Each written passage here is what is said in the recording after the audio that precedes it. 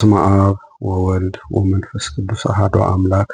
ተአምረ ኢየሱስ 29ኛ ተአምር። ስለ ዮሴፍና ስለ በረሃው አነሳ።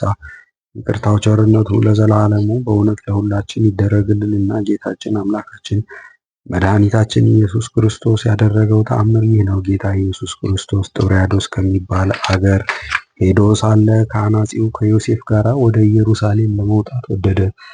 ዮሴፍም ከጌታ ኢየሱስ ቀደም ብሎ በገሊላ በኩል ሲሄድ አንበሳ በጎዳና ተሸምቆ አየ። በዚህም ጊዜ ታላቅ ፍርሃት አደረበትና ተንቀጠቀጠ፣ ሰውነቱ ዛለ። ሰውነቱንም ሳያውቅ ወደ ጌታ ኢየሱስ ወደ ኋላው ተመልሶ ሄደ።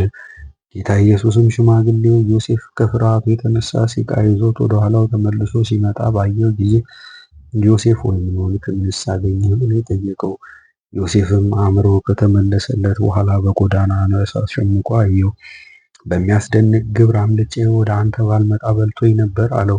ጌታ ኢየሱስም ዮሴፍ ሆይ የአንበሶች ፈጣሪያቸው እኔ እንደሆንኩኝ አታውቅምን? ይልቁንም ነቢዩ ዳዊት የምድረ በዳ አራዊትና እንስሶች የኔ ናቸው ያለውን አላነበብክምን? አለው። ከዚያም ጌታ ኢየሱስ ፈጥኖ የዮሴፍን እጅ ይዞ አንበሳው ካለበት ቦታ ሄደና በአንበሳው አንጻር ቆሞ አንተ አንበሳ ወደ ዮሴፍ ቅረብና እኔ ማን እንደሆንኩ አስረዳው አለው። አንበሳውም ካለበት ዱር ተነስቶ በጌታ ኢየሱስ ፊት ሰግዶ በሰው አንደበት የእስራኤል አምላካቸው አንተ ነህ፣ የነገስታት ሁሉ ንጉሥ አንተ ነህ፣ የፍጥረታትም ሁሉ ፈጣሪ አንተ ነህ፣ እኔም በአንተ ትእዛዝ ተፈጠርኩ ብሎ በሰው ቋንቋ አምላክነቱን መሰከረ።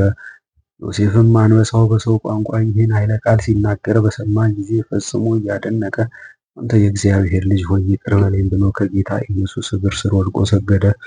ጌታ ኢየሱስም ዮሴፍ ሆይ ከዚህ ድንቅ ነገር የተነሳ አታድንቅ፣ ገና ከዚህ የበለጠ ብዙ ነገር ታያለህና በዚያም የአብርሃም የይስሐቅና የያዕቆብ አምላክ እንደሆንኩ ታውቃለህ አለው። ከዚያም ጌታ ኢየሱስ ያን አንበሳ ከጎዳና ወዲያ ወዲህ ሳትል በትክክል ወደ ቦታ ሂድ ባለው ጊዜ አንበሳው እየሮጠ ወደ በረሃው ፈጥኖ ገባ።